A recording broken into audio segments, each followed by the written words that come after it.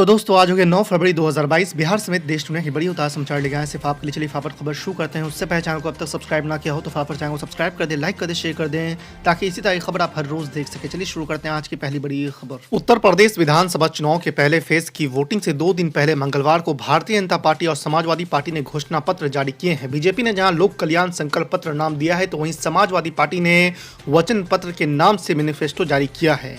आपको बता दें कि दोनों ही पार्टियों ने मुफ्त वादों के सहारे वोटर्स को अपने पाले में लाने के लिए सरकारी खजाने की भी चिंता भुला दी है।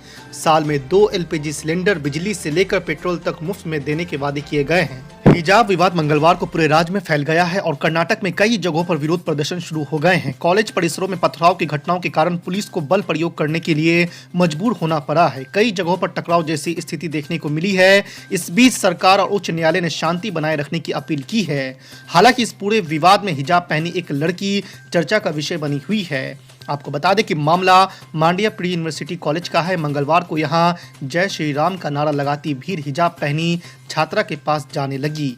छात्रा भी पीछे नहीं हटी और अल्लाह अकबर के नारे लगाकर जवाब देती रही।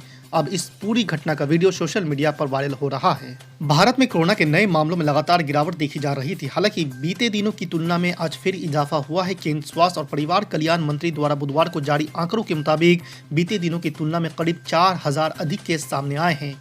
कल जो आंकड़े जारी किए गए थे उसमें 67,597 नए मामलों की पुष्टि की गई थी। वहीं केंद्र सरकार ने कहा है कि बीते 24 घंटे में 71,365 नए कोरोना पॉजिटिव केस सामने आए हैं। समाजवादी पार्टी के अध्यक्ष अखिलेश यादव के लिए वोट मांगने आई पश्चिम बंगाल की मुख्यमंत्री ममता बनर्जी पर अपर्णा यादव ने पलटवार किया है। कानपुर के भोगनीपुर विधानसभा क्षेत्र के सेलूपुर में नुक्कड़ सभा और बिहारी गाँव के महिला संवाद में भाजपा नेता अपर्णा यादव ने कहा है कि यूपी में गुंडे बदमाश रहते हैं। ये कहने वाली पश्चिम बंगाल की मुख्यमंत्री ममता बनर्जी इसी प्रदेश में चुनाव प्रचार करने के लिए आई है। ये यूपी को बदनाम करने की कोशिश है।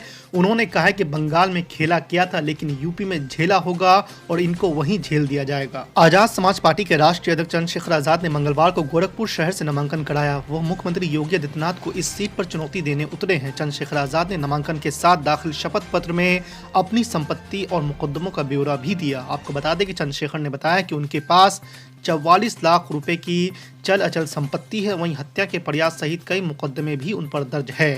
रामपुर का सियासी पारा आज 7वें आसमान पर होगा। मुख्यमंत्री योगी आदित्यनाथ और सपा प्रमुख अखिलेश यादव एक साथ ही रामपुर के मतदाताओं को अपने पाले में लाने के लिए पहुंच रहे हैं।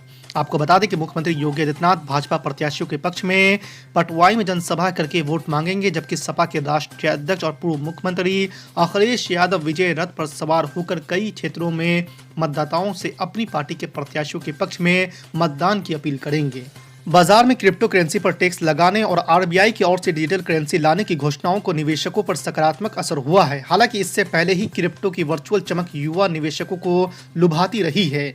एक अनुमान के मुताबिक यूपी के निवेशकों ने वर्चुअल करेंसी में 4,25,000 करोड़ का निवेश कर रखा है, जबकि पूरे देश में 45,000 करोड़ रुपए इसकी ट्रेडिंग में हैं। उत्तर प्रदेश के संभल चुनाव प्रचार के लिए पहुंचे ऑल इंडिया मजलिस इत्तेहादुल मुस्लिमीन के मुखिया असदुद्दीन ओवैसी ने प्रदेश की बीजेपी सरकार पर फिर जमकर निशाना साधा है। दरअसल असदुद्दीन ओवैसी अपने ऊपर हुए हमलों को लेकर एक बार फिर सरकार को निशाने पर लिया है। असदुद्दीन ओवैसी ने कहा है कि सीएम योगी आदित्यनाथ कहते हैं कि उन्होंने अपराध को खत्म कर दिया है और अपराध करने वाले भाग गए हैं, तो फिर मुझ पर जो हमला हुआ है वो कौन थे करने वाले। हमको हमेशा खास तौर से मुसलमानों को ये कहा जाता है कि आप अपने वोट का सही इस्तेमाल करो। अब जब असेंबली का इलेक्शन करीब आ रहा है तो ये जो हमारे मुसलमानों के दरमियान में जो इन बड़ी बड़ी पार्टियों के दल्ले हैं वो आपके दरमियान में आकर मुसलमानों से शैतान जिस तरह एक इंसान के कान में खुसखुस करता है उस तरह आकर कहेंगे कि भाइयों ये इलेक्शन हमारी जिंदगी मौत का इलेक्शन है। अपने वोट का इस्तेमाल ओवैसी के हक में मत करो, वरना वोट का इस्तेमाल अगर ओवैसी की पार्टी के हक में करोगे तो वोट डिवाइड हो जाएगा। मैं उन तमाम लोगों से कह रहा हूं, तुम इब्लीस की तरह कानों में जाकर ये मत पढ़ो, बल्कि आओ और हमसे बात करके बताओ हमको, हम तुमको दलील देंगे।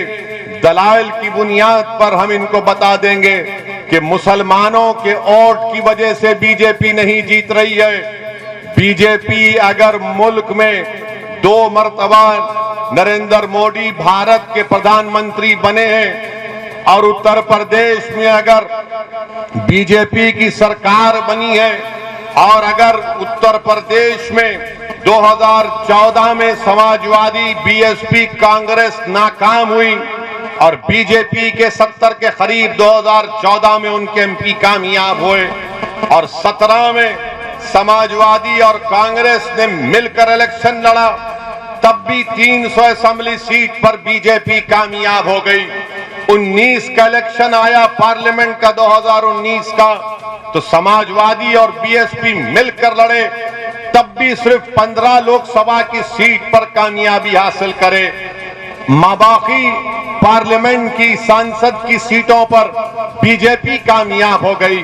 मैं आपको बड़ी ईमानदारी से कह रहा हूं और पूरी जिम्मेदारी के साथ आपसे कह रहा हूं कि 2014 में भी भारत के मुसलमानों में सिर्फ 8% मुसलमानों ने बीजेपी को वोट दिया था और 2014 में नरेंद्र मोदी को 34% हमारे हिंदू भाइयों ने वोट दिया था और जब 2017 के असेंबली के उत्तर प्रदेश के इंतखाबात आए तो 40% हमारे हिंदू भाइयों ने बीजेपी को वोट दिया। जब 2019 के पार्लियामेंट के इलेक्शन आए तो उत्तर प्रदेश में 75% हमारे हिंदू भाइयों ने बीजेपी को वोट दिया। 2019 में 75% मुसलमानों ने समाजवादी और बीएसपी को वोट दिया, तब भी उनके 15 जीते। मैं उत्तरोला के उन तमाम जिम्मेदारों से अर्ज कर रहा हूं, खास तौर से जहां पर जो सेकुलर जहन रखने वाले हमारे हिंदू भाई और बहन हैं, हमारे दलित और ओबीसी भाई और बहन हैं, हमारे मुसलमान हैं, मैं उनसे कह रहा हूं कि ये आदादो शुमार है, ये रिकॉर्ड मैं आपके सामने रख रहा हूं, फैसला आपको करना है। अपने वोट को जाया मत करो।